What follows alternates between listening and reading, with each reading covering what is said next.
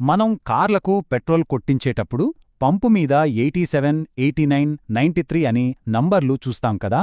చాలామంది వాటిని జస్ట్ ధరలో తేడాలు అనుకుంటారు. కానీ ఆ నంబర్ల వెనుక ఒక పెద్ద కెమిస్ట్రీ, ఒక చాలా ముఖ్యమైన ప్రాసెస్ దాగి ఉంది.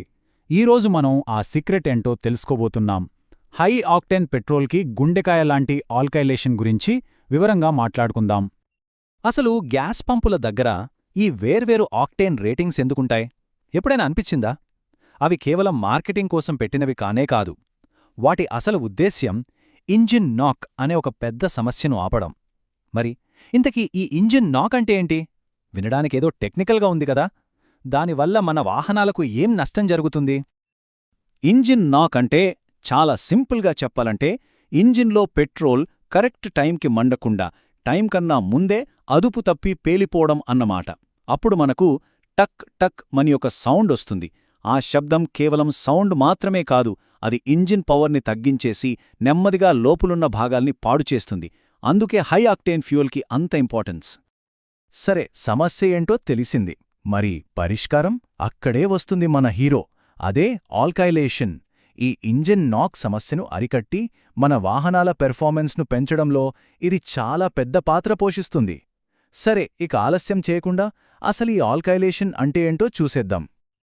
ఓకే, ఆల్కైలేషన్ అంటే బేసిక్గా ఒక కెమికల్ మ్యాజిక్ లాంటిది. ఇది రిఫైనరీలలో జరిగే ఒక ప్రాసెస్. ఇక్కడేం చేస్తారంటే చిన్న చిన్న తేలికైన హైడ్రోకార్బన్ అణువులను తీసుకుని వాటిని ఒక స్పెషల్ ఇంగ్రీడియంట్ అంటే ఒక క్యాటలిస్ట్ సహాయంతో కలిపేస్తారు. అలా కలిపితే అవి పెద్దగా, స్ట్రాంగ్గా, ఇంకా చెప్పాలంటే హై ఆక్టేన్ వాల్యూ ఉన్న మాలిక్యూల్స్గా మారిపోతాయి. ఈ కొత్తగా తయారైన ప్రోడక్ట్ పేరే ఆల్కైలేట్. ప్రీమియం పెట్రోల్లో ఇదొక చాలా ముఖ్యమైన ఇంగ్రీడియంట్ అన్నమాట. అయితే ఈ ఆల్కైలేషన్ ప్రాసెస్ అనేది ఈ మధ్య కనిపెట్టింది కాదు, దీనికో పెద్ద హిస్టరీనే ఉంది. ఫస్ట్ 1930లలో వరల్డ్ వార్ టైంలో పవర్ఫుల్ ఫైటర్ ప్లేన్స్ కోసం హై ఆక్టేన్ ఫ్యూయల్ తయారు చేయడానికి దీన్ని డెవలప్ చేశారు.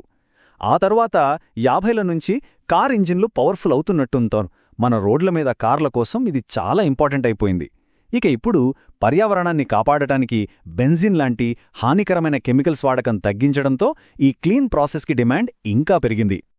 ఆల్కైలేట్లో అసలు స్పెషాలిటీ ఏంటంటే అది కేవలం హై ఆక్టేన్ ఇవ్వడమే కాదు, ఇది చాలా క్లీన్ ఫ్యూయల్ కూడా. ఎందుకంటే ఇందులో పొల్యూషన్కి కారణమయ్యే ఒలిఫిన్స్ కానీ లేదా బెంజిన్ లాంటి డేంజరస్ కెమికల్స్ కానీ అస్సలు ఉండవు. అందుకే ఇది ఇంజిన్లో చాలా క్లీన్గా మండుతుంది, పొగ కూడా తక్కువ వస్తుంది. సో పవర్కి పవర్, పర్యావరణానికి మేలనమాట. సరే, ఈ ఆల్కైలేట్ కథ బాగుంది, కానీ అసలు దీన్ని ఎలా తయారు చేస్తారు? ఈ కెమిస్ట్రీ అంతా అర్థం చేసుకోవడానికి మనం దీన్ని ఒక వంటకంలా ఊహించుకుందాం. ఎలాగైతే చిన్న చిన్న పదార్థాల్ని కలిపి ఒక మంచి డిష్ తయారు చేస్తామో, ఇక్కడ కూడా దాదాపుగా అదే జరుగుతుంది, కాకపోతే అణువులతో. రైట్, ఈ ఆల్కైలేషన్ రెసిపీ చూద్దాం. ఫస్ట్ స్టెప్, ఒలెఫిన్స్, ఐసోబ్యూటేన్ అనే రెండు చిన్న చిన్న ఇంగ్రీడియంట్స్, అదే మన చిన్న అణువులను తీసుకోవాలి. ఇవి రిఫైనరీలో వేరే ప్రాసెస్ల నుండి వస్తాయి. సెకండ్ స్టెప్, వీటన్నింటినీ ఒక బలమైన యాసిడ్ అంటే సల్ఫ్యూరిక్ యాసిడ్ లాంటి ఒక క్యాటలిస్టుతో బాగా కలపాలి. ఇక మూడో స్టెప్లో అసలు మ్యాజిక్ జరుగుతుంది. ఈ యాసిడ్ ఆ చిన్న అణువులనన్నిటినీ ఒకదానికొకటి అంటించేసి పెద్ద అణువులుగా మార్చేస్తుంది. ఫైనల్గా నాలుగో స్టెప్లో ఈ మిశ్రమం నుండి మనకు కావాల్సిన హై ఆక్టేన్ ఆల్కైలేట్ను జాగ్రత్తగా వేర్చేస్తారు. అంతే, మన డిష్ రెడీ. ఇంకోలా చెప్పాలంటే రిఫైనరీలో క్రాకింగ్ అని ఇంకో ప్రాసెస్ ఉంటుంది. అది పెద్ద అణువులను ముక్కలు చేస్తుంది. కానీ ఆల్కైలేషన్ దానికి కంప్లీట్ ఆపోజిట్. ఇది చిన్న ముక్కల్ని అతికించి పెద్దవిగా, ఇంకా విలువైనవిగా చేస్తుంది. ఒకటి విడగొడితే ఇంకొకటి నిర్మిస్తుంది. సింపుల్గా చెప్పాలంటే అదే తేడా. ఇక్కడొక ఇంట్రెస్టింగ్ ఫ్యాక్ట్ ఉంది. ఈ ప్రాసెస్లో మొత్తం లిక్విడ్ వాల్యూమ్ అంటే పరిమాణం దాదాపు 30% తగ్గుతుంది, కానీ బరువు మాత్రం సేమ్ ఉంటుంది. విచిత్రంగా ఉంది కదా. ఎలాగంటే రెండు పల్చటి ద్రవాలను కలిపితే ఒక చిక్కటి ద్రవం తయారైనట్టు.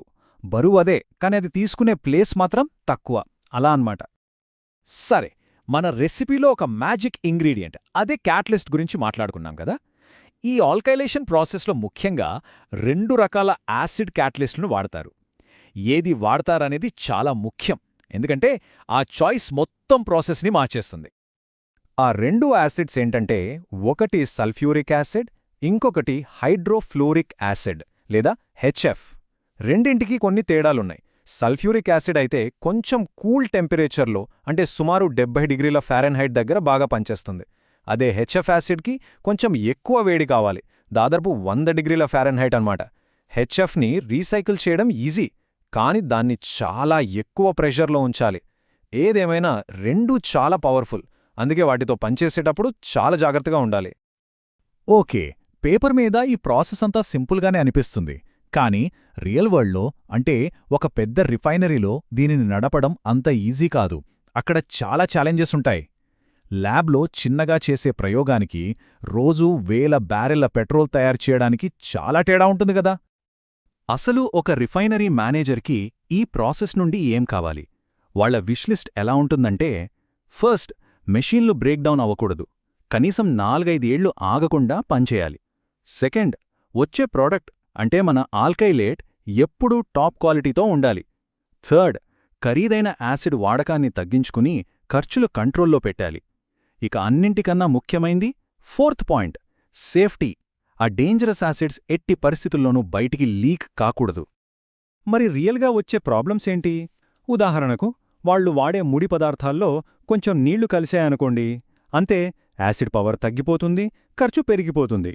అలాగే వేరే ప్రాసెస్ల నుండి ఏవైనా చిన్న చిన్న కెమికల్స్ వచ్చి కలిస్తే అవి పైపుల్ని, మెషీన్లని తుప్పుపట్టేలా చేస్తాయి. దీనివల్ల లీకులు, పెద్ద ప్రమాదాలు జరిగే ఛాన్సుంది. ఇక ఫిల్టరింగ్ సిస్టమ్ సరిగ్గా పనిచేయకపోతే ఫైనల్ ప్రొడక్ట్ క్వాలిటీ దెబ్బతింటుంది. సో ఈ ఛాలెంజెస్ అన్నింటినీ చూస్తే మనకు ఒకే విషయం అర్థమవుతుంది: ప్యూరిటీ ఇంకా సపరేషన్, అంటే స్వచ్ఛత, విభజన. ఈ రెండే ఇక్కడ గేమ్ చేంజర్స్. వాడే పదార్థాలు ప్యూర్గా ఉండాలి, వచ్చిన ప్రాడక్ట్స్ని కరెక్ట్గా వేరుచేయాలి. అందుకే మంచి ఫిల్టరేషన్ సిస్టమ్స్ చాలా ముఖ్యం. అవే ఈ ప్రాసెస్ని సేఫ్గా, ఎఫిషియెంట్గా, ఇంకా తక్కువ ఖర్చుతో నడిపిస్తాయి. మనం చూశాం గదా, పాత ఇంజిన్ల నుంచి ఇప్పటి మోడర్న్ ఇంజిన్ల వరకు వాటి అవసరాలకు తగ్గట్టుగా ఆల్కైలేషన్ ఎలా మారిందో. కాని ఇప్పుడు టెక్నాలజీ ఇంకా స్పీడ్గా మారుతోంది. ఇంజన్లు ఇంకా ఎఫిషియెంట్గా తయారవుతున్నాయి, ఎలక్ట్రిక్ కార్లు రోడ్ల మీదకొస్తున్నాయి, ఫ్యూయల్ స్టాండర్డ్స్ కూడా మారుతున్నాయి. మరి ఇలాంటి టైంలో ఫ్యూయల్ కెమిస్ట్రీలో మన ముందున్న నెక్స్ట్ పెద్ద ఛాలెంజ్ ఏమై ఉంటుంది?